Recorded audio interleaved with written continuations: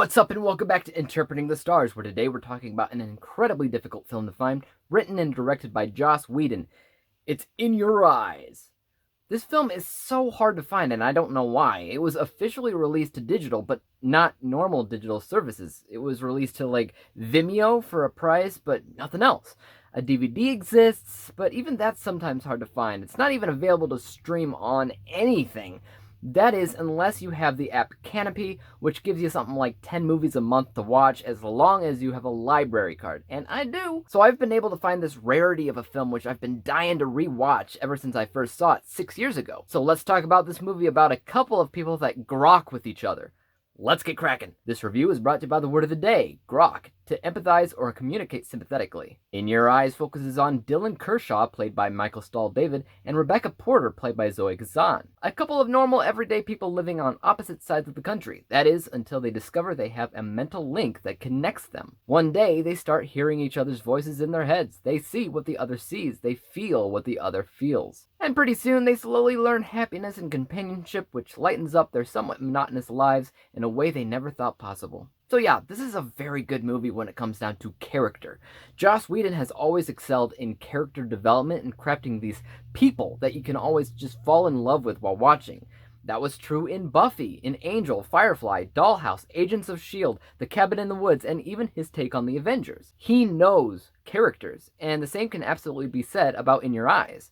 In my original review for this movie, I likened his characters for Dylan and Rebecca to Xander and Buffy for the loyal, witty, sarcastic guy, and Winifred from Angel as the shy, soft-spoken girl, both of which are incredibly charming to watch together. They have insane chemistry. You always know chemistry's on point when it feels like these two could have ended up dating off screen, but they didn't. The chemistry is even crazier because most of the time, they don't even share the screen together. They aren't in the same location playing off of each other. For the most part, these actors are just, kind of talking to themselves in a bathroom or something, sounding crazy. And I don't know how they did that and made it actually look like they were talking to somebody who was right there with them.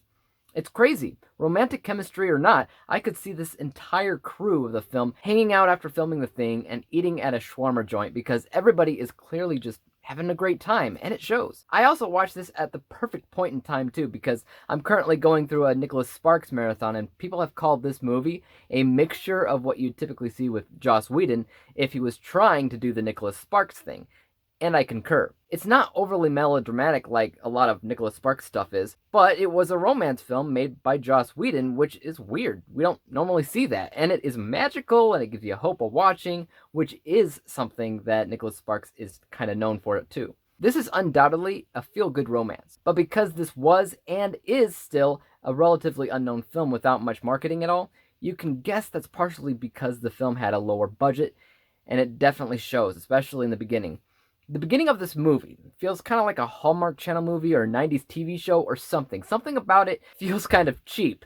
It does get better though, I promise. If you watch the movie, stick through it. You won't regret it. You will fall in love with these characters instantaneously. I've always been a fan of Zoe Kazan ever since Ruby Sparks, and Michael Stahl-David is mostly known for his role in Cloverfield. Let's go ahead and talk about my end score for a second. From an unbiased technical level, this film excelled marvelously at character development, at dialogue, at pretty much anything you would want to see from a Joss Whedon film. It lacked a bit on the stuff going on behind the scenes, though. Stuff like visuals, cinematography, editing, music, sound, stuff like that. None of that was great. In fact, it could be arguably seen as kind of bland and uncinematic. And I'm sure that's partially why we never saw it released as a big movie from Joss Whedon.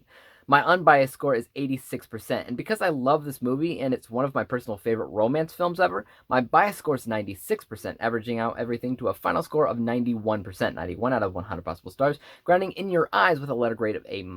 Not too shabby. If you're a Joss Whedon completist like I am, there's no way you can't watch this movie. It's currently available on DVD, on Vimeo, and Canopy, and I think that's it. Canopy is free, so if you have a library card, you can check it out and tell me your thoughts. If you have seen it already, let me know what you thought about it. And as for YouTube, you guys know what to do. Hit the like button if you enjoyed this review, because there's always more like it coming out each and every single day. Hit the subscribe button and bell to be notified when I come out with my next review. And until then, peace out. Dave examines movies we just watch for fun.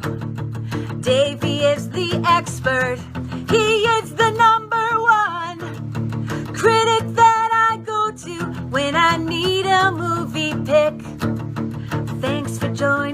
up with us.